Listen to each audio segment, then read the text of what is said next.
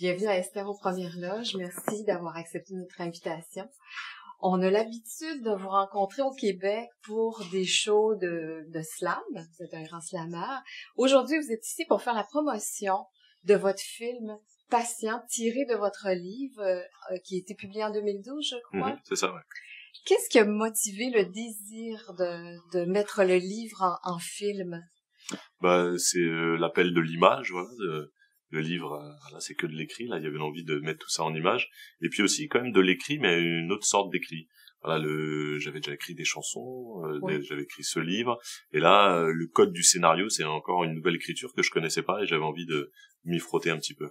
Puis vous en avez aussi assumé une partie de la réalisation avec Monsieur. Ouais, on a co-réalisé tous les deux, ouais. Mais à ce moment-là, vous, comme vous n'êtes pas réalisateur de métier, ça prend quand même une expertise. Vous avez été complice dans ça, puis c'est comme ça que vous avez développé votre côté réalisateur. Ouais, bien sûr. Après, moi, au moment de l'écriture du scénario, on développe des idées, des envies, on voit beaucoup de choses. Et puis après, bien sûr, j'en ai discuté avec Mehdi, qui connaît bien mon histoire, qui connaissait le livre, qui a aussi penché un peu sur le scénario avec moi. Ouais. Et du coup, on a confronté nos idées, nos envies, et puis petit à petit, on a peaufiné tout ça. On s'est posé un maximum de questions pour pouvoir ensuite vraiment co-réaliser le film. Et pendant le tournage, on s'est pas partagé les tâches. Voilà, on faisait tous les deux et de la technique et de l'image et de la direction d'acteurs. Et on a réussi à parler d'une seule voix, déjà parce qu'on se connaît très bien. On est potes depuis très longtemps, donc on a souvent la même vision des choses. Et en plus, parce qu'on a beaucoup travaillé en amont pour justement pouvoir parler de cette seule voix.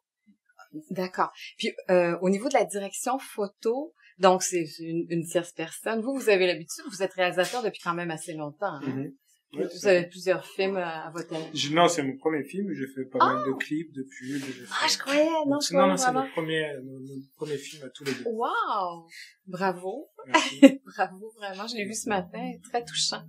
Très touchant. Puis d'ailleurs, je me disais que pour écrire sa propre histoire, parce que vous avez mis en scène votre histoire que vous connaissez, parce que vous êtes des bons amis depuis combien de temps? 12 ans. 12 ans, quand même un bon moment. Il faut quand même avoir, puis même avec un ton humoristique, faut le dire, hein, c'est vraiment intéressant. Là, c'est pas le gros drame où tout le monde pleure. On est touché par ce qui arrive, mais on rigole beaucoup. C'est important de le dire. Les gens peuvent avoir peur d'un thème comme ça de 1h45 dans le monde du handicap. Ils peuvent avoir peur d'un film très dur, très très glauque, très mélo. Et non, c'est vrai qu'il y a un ton qui n'est pas tout le temps léger, mais qui l'est parfois. Et nous, on a vu en France, on a été beaucoup voir, on a fait beaucoup d'avant-premières et on était dans la salle et on entend beaucoup rire. Ah oui. Donc c'est agréable de savoir, voilà, qu'en effet, on peut rire et on peut avoir de l'autodérision sur un thème comme celui-là. Oui, c'est d'ailleurs ce qui m'a le plus impressionné de me dire que vous avez mis en scène votre histoire personnelle, le drame de votre vie, grosso modo. Donc, ça prend une grande résilience, beaucoup d'acceptation pour arriver à passer cette étape-là à travers, à ce moment-ci. Oui, ça c'est peut-être pas un problème. L'acceptation, en effet, elle est faite depuis longtemps. Voilà, c'était il y a 20 ans. Voilà, depuis longtemps, tous les deuils qu'il y avait à faire sur l'ancienne vie, ils sont faits depuis un moment. Donc du coup, voilà, l'idée c'était vraiment de témoigner d'une année incroyable, d'une année très particulière, évidemment très dure, mais finalement avec aussi des bons souvenirs, parce que avec des belles rencontres. Et on voit bien, ce film, il s'appelle Patient au pluriel. On voit bien que c'est pas juste l'histoire de Ben, le personnage principal, mais c'est l'histoire aussi de Farid, de la jolie Samia, de Toussaint, de Steve. Et c'est cette bande de potes qui essaient de se reconstruire tous ensemble. Et c'est les liens humains entre eux qui vont faire que ils peuvent un peu, relever la tête et essayer de se reconstruire malgré le handicap. Ouais, sur un beau ton, en fait, c'est ça. Et puis, à un moment, un des personnages dit, je crois, non, c'est pas Farid, je suis désolée, j'arrive pas à me rappeler du personnage, qui dit, on a des fourchettes adaptées, on a des fauteuils adaptés, mais moi, j'ai pas d'espoir adapté.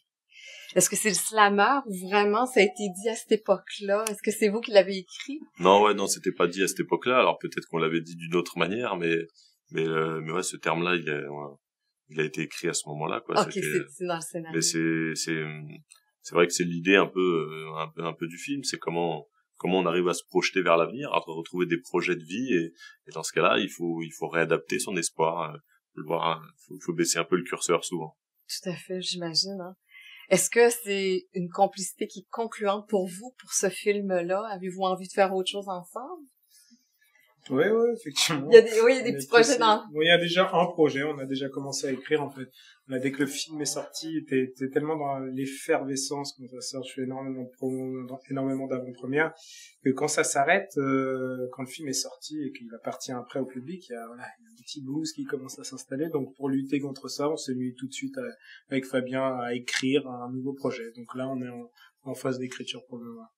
Et toujours ensemble, et toujours avec la même équipe. Parce que, oui, avec la même équipe. Ouais. Parce que de plus, vous avez vraiment fait une distribution de gens qu'on connaît moins. Il n'y a pas de grandes vedettes internationales, ou en tout cas, votre personnage principal, il est connu, mais pas de grande envergure. Ça, c'est une façon de faire une forme de... d'ailleurs, bravo là-dessus. C'est vraiment chouette de voir des nouveaux visages. Sincèrement, on aime ça. Est-ce que c'est une vision du cinéma engagé que vous avez envie de faire, ou est-ce que ça s'accorde vraiment dans votre philosophie de travail? Une volonté de notre part. Ça fait longtemps qu'on parle de cinéma avec Fabien. Ça fait longtemps qu'on se dit qu'en France, c'est tout le temps les mêmes acteurs qui reviennent. Ouais.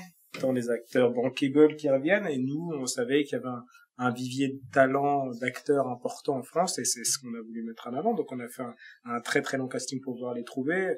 On a commencé à tourner au mois de février, mais dès le mois de septembre déjà, on était en casting, et on a vu peut-être 450 personnes en tout pour trouver tous nos acteurs, et voilà, on a réussi à trouver ces perles. On pense sincèrement que des grandes choses dans le cinéma et d'attendre là. Du coup, on sait que c'est le futur du cinéma français, ça, on en est très très fiers.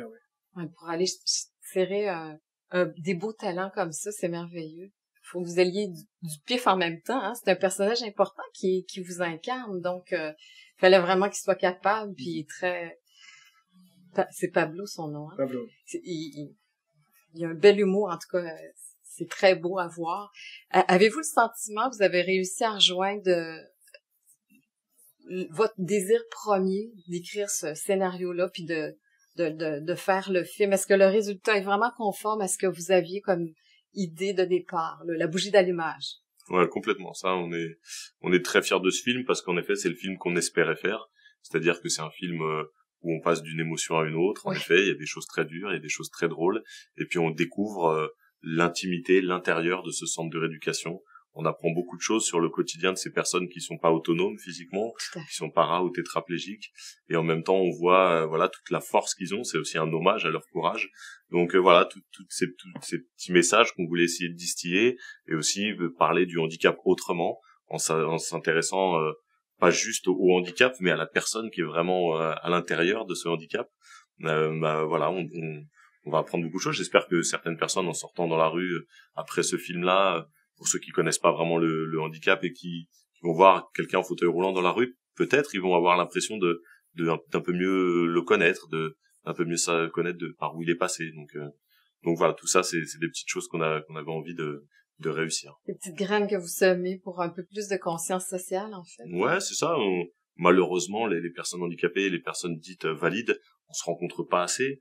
Quand on est enfant, les personnes handicapées, les enfants handicapés, pour 95% d'eux, ils sont retirés du système scolaire classique.